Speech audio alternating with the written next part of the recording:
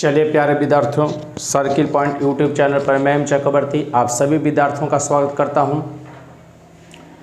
आज हम लोग फिर से बिहार दरोगा, बिहार पुलिस, बिहार शिक्षक और एमटीएस की परीक्षाओं को या आगामी जो भी उत्तर प्रदेश पुलिस की परीक्षा या झारखंड एसएससी जो एग्ज़ाम ले रहा है वो तमाम वनडे एग्ज़ाम के लिए ऑब्जेक्टिव जीके जिस लेकर आया हूं, जो आपके परीक्षाओं के लिए काफ़ी उपयोगी और महत्वपूर्ण है।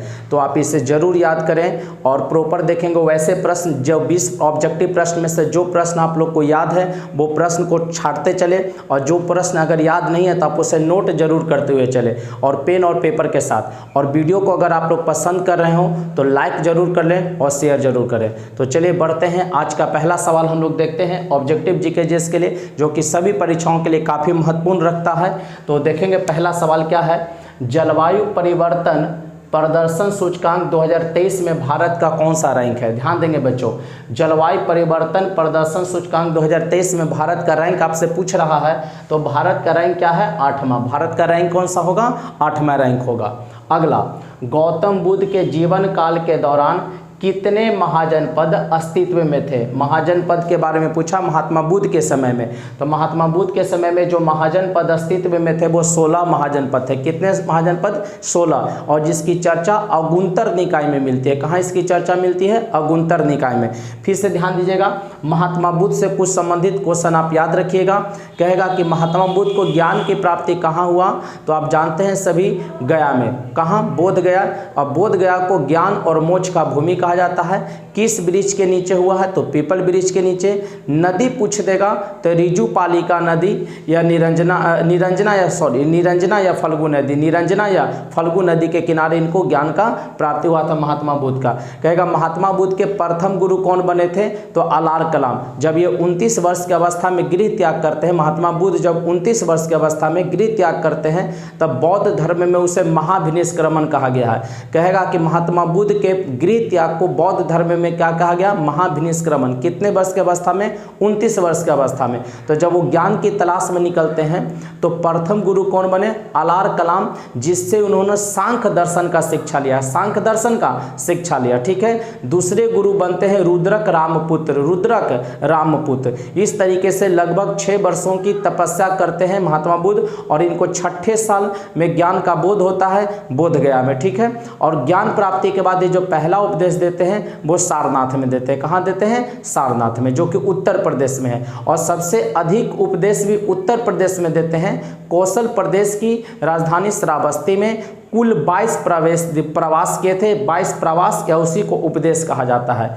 चलिए तो देखें, तो महात्मा बुद्ध के जीवन काल में पूछा कि कितने महाजनपद, तो 16 महाजनपद का चर्चा है, और इसका चर्चा अगुंतर निकाय से प्राप्त होता है। अगला सवाल, कौन सा महाजनपद गोदावरी नदी के तट पर स्थित था? काफी मुख्य सवाल है, ध्यान रखेंगे।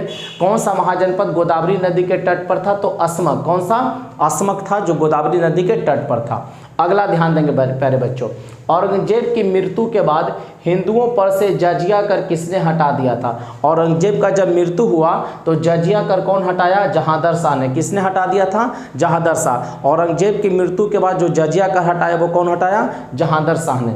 अगला सवाल देखा जाए, दिल्ली सल्तनत के दौरान बरीद किसे कहा जाता था? दिल्ली सल्तनत के दौरान बरीद किसे कहते थे? समाचार वाहक या जासूस को। समाचार वाहक या जासूस को क्या कहते थे? बरीद कहा जाता था। क्या कहा जाता था? बरीद। अब औरंगजेब से थोड़ा सा ध्यान रखिएगा, औरंगजेब को जिंदा पीर भी कहा गया। औरंगजेब को क्या कहा गया? जिंदा पीर, ठीक है। उसके बाद ध्यान दीजिएगा, औरंगजेब जजिया कर को लाया था, ठीक है, पूना जारी किया था।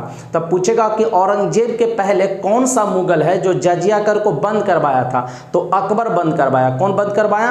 अकबर। अब उससे ध्यान रखिएगा कि अकबर जब बंद करवाया तो पुनः कौन चालू करवाया? औरंगजेब। और औरंगजेब जब चालू किया तब बंद फिर कौन किया है? जहांदर शाह। किसने बंद किया? जहांदर शाह। फिर उससे ध्यान रखिएगा कि जजिया कर सबसे पहले कौन लाया? तो जजिया कर सबसे पहले मोहम्मद बिन कासिम लाया था। 712 ईस्वी जब वो भारत पर आक्रमण करता है तो उसी समय मोहम्मद बिन कासिम लाता है जजिया कर। ब्राह्मणों पर जजिया कर आपसे पूछ दे तो फिरोज शाह तुगलक। क्या याद रखेंगे? फिरोज शाह तुगलक। फिर दिल्ली सल्तनत में आप लोग ध्यान रखिएगा कि दिल्ली सल्तनत में दिल्ली सल्तनत का जो प्रथम वंश था वो गुलाम वंश था। प्रथम वंश कौन? गुलाम वंश। और अंतिम पूछेगा तो लोदी वंश।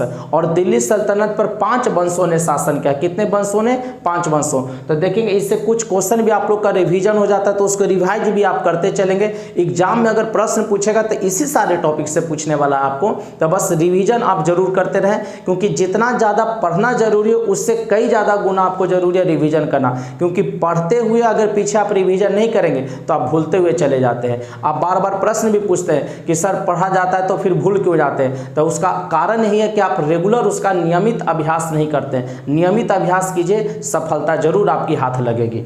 चलिए अगला देखेंगे।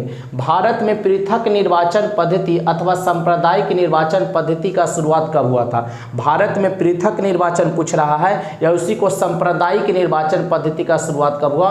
1909 में। 1909 में। और इसको मार्ले मिंटो सुधार भी कहते हैं। कहेगा मार्ले मिंटो सुधार कब आया? 1909 ईस्वी में। मार्ले मिंटो सुधार कब आया? 1909 ईस्वी में।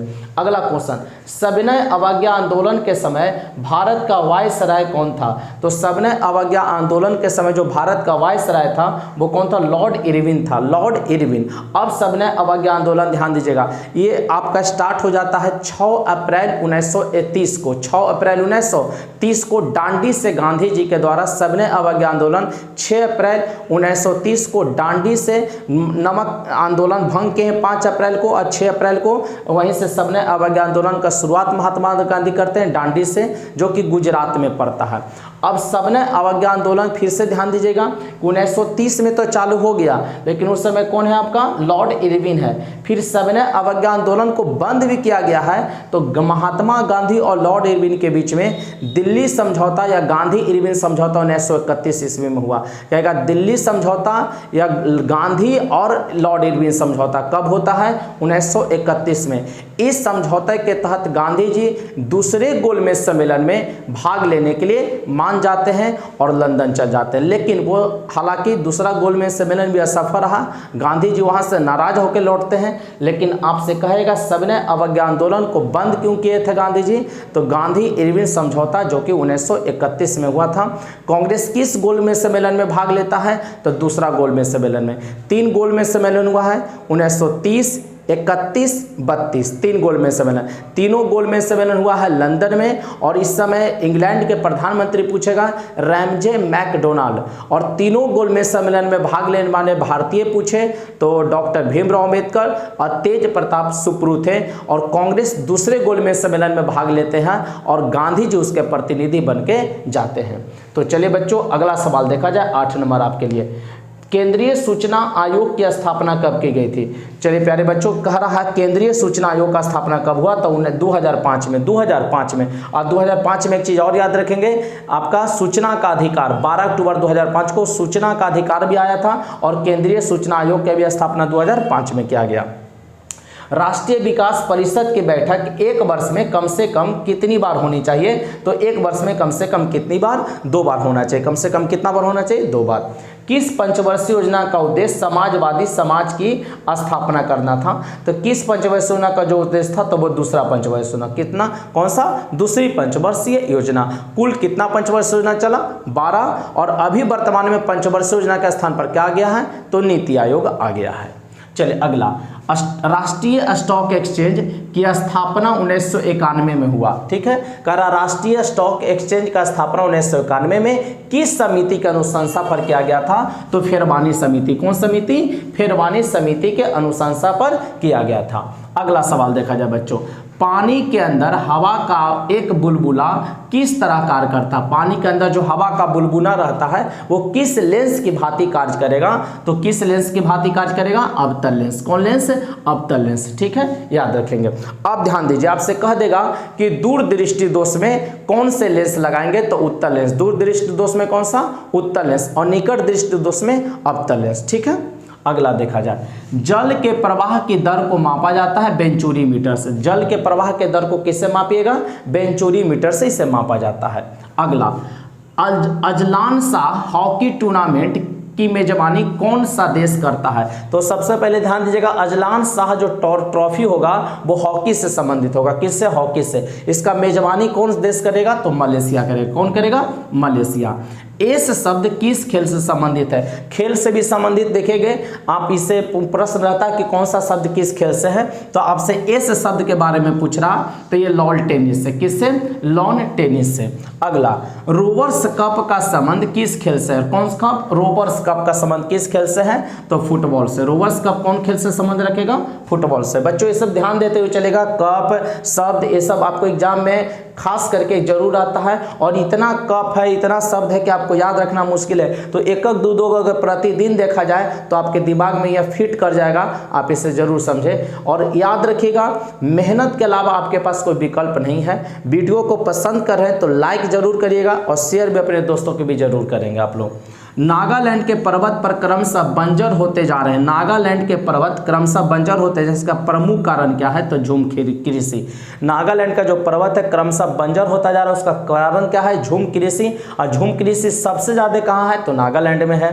भारत के नए कानून मंत्री कौन बने हैं? अर्जुन राम मेघवाल। भारत के नए कानून मंत्री कौन बने हैं? अर्जुन राम मेघवाल जी बने हैं। अगला, वायुसेना दिवस मनाया जाता है कब? तो 8 अक्टूबर को। वायुसेना दिवस कब मनाया जाता है? 8 अक्टूबर को मनाया जाता है।